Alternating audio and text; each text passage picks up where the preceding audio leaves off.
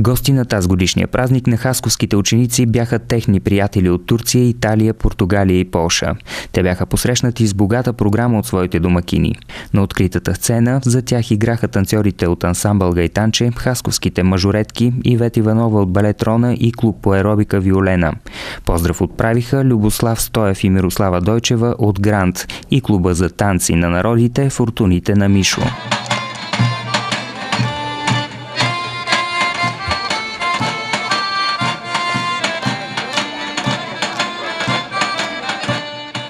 В празничната програма взе участие състав Сладурчетата, които изпълниха песни на турски и италиански език. С театрални етюди се представиха и възпитаниците от театър край Тополите. За гостите пяха и певиците от фолклорна формация Тракийка.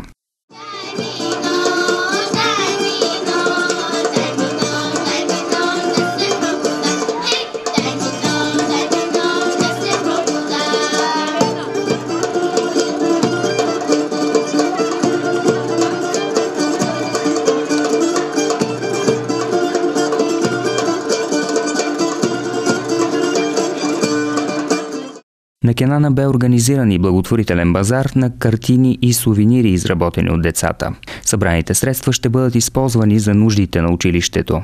Празникът, който в предишните си издания бе през есента, тази година се организира през май заради участието на местното училище в програма Коменски, целта на която е културен обмен.